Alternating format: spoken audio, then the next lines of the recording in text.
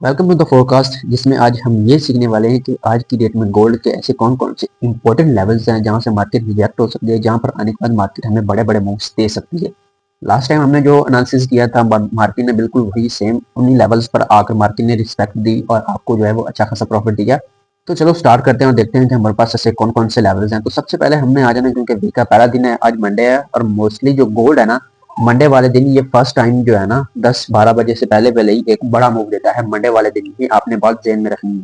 तो आप देख भी सकते हैं कि अभी तकरीबन थोड़ा सा ही टाइम हुआ है जो इस वीकली कैंडल को ओपन हुए और ये तकरीबन 30-40 डॉलर का जो है वो मूव हमें दे चुकी है सुबह सुबह ही।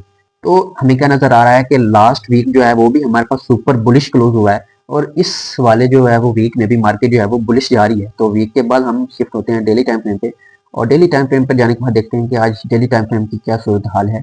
जी हाँ दोस्तों, तो अब हम आ चुके हैं डेली टाइम फ्रेम पे। यहाँ से हमें एक चीज़ क्लियर होती है कि जो हमारे बायस है ना, जो आज हमारे डेली बेस के बायस हैं, वो हमने किस बेस पे बिल्ड किए हैं। वो इस बेस पे बिल्ड किए हैं कि आज जो है वो पूरा दिन मार्केट जो है वो बाय की रहने वाली है। अगर हमने कोई एंट्री प्लान करनी है तो वो हम बाय की करेंगे, अगर हमें स्कैल्पिंग करनी है तो वो हम सेल की अपॉर्चुनिटी देखकर कर सकते हैं। लेकिन अगर हमने थोड़ा बहुत 15 मिनट टाइम फ्रेम पे अगर हमने जो एंट्री फाइंड करनी है तो मैं ज़्यादातर यही कोशिश करूंगा कि मैं क्या है बाय की एंट्री प्लान करूँ, ठीक है ना। यहाँ पर हमारे बायस भी बुलिश है। उसके बाद हम आ जाते हैं H4 टाइम फ्रेम।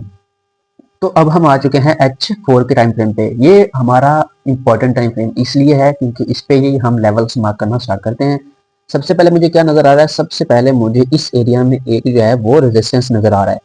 इस एरिया में, ठीक है ना, इस एरिया में हमें एक रेजिस्टेंस नजर आ रहा है क्योंकि मार्केट ने जो है ना H4 पे बार बार दो दफा, एक दफा इस एरिया पर ये मार्केट ने रेजिस्टेंस लिया है, दूसरी दफा, ठीक है ना। ये हमारे पास है एक इंपॉर्टेंट रेजिस्टेंस। अगर इस पे मार्केट आकर हमें ऊपर की तरफ मूव देती है तो फिर मैं बाय की ट्रेड प्लान करूंगा। लेकिन अगर इसको ब्रेक कर देती है और फिर मार्केट जो है वो रिटेस्ट करके सेल की एंट्री देती है तो फिर मैं सेल की एंट्री प्लान करूंगा। ये H4 पर हमारे पास जो है वो मेजर रेजिस्टेंस जो है वो मुझे नजर आई है। H4 के बाद हमने शिफ्ट हो जाना है H1 पे। जैसे ही हम H1 पे आगे हमें कुछ और चीज़ें क्लियर होना स्टार्ट हो गई हैं।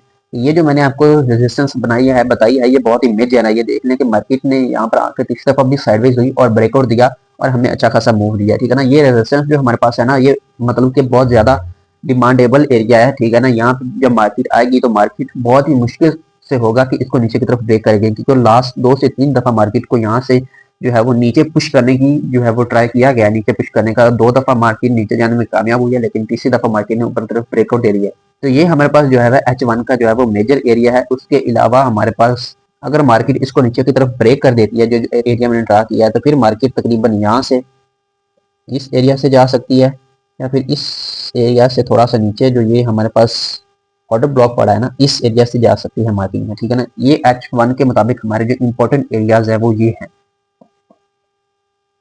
उसके बाद H1 के बाद हमारा जो मेन टाइम फ्रेम जहाँ पर हमने एंट्री लेनी है वो है हमारा 15 मिनट। हम आ जाते हैं 15 मिनट टाइम फ्रेम पे।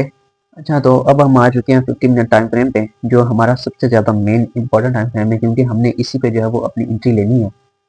तो हम यहाँ पर देखते हैं कि यहाँ पर हमें कुछ इंपॉर्टेंट लेवल नज़र आ रहे हैं, यहाँ पर हमें कुछ ज़्यादा इंपॉर्टेंट लेवल्स नज़र नहीं आ रहे। जो मैंने आपको मेन मेन बताए वही हमारे पास हैं इंपॉर्टेंट लेवल्स। तो आपने क्या करना है कि खुद देखकर खुद, अगर यहाँ पर मार्केट आती है तो मैंने आपको ये बताया कि ये वाले एरियाज है, ऐसा नहीं है कि डेफिनेटली ऐसा होगा ही होगा। आपने अपनी मर्जी, आपने खुद देखकर अपने मुताबिक आप ब्रेकआउट ट्रेड करते हैं, आप ब्रेकआउट एंड रीटेस्ट ट्रेड करते हैं, आपने उस मुताबिक वो सब कुछ चीज़ें देखकर आपने ट्रेड लेनी है। मिलते हैं अगले फोरकास्ट में। अल्लाह हाफिज़।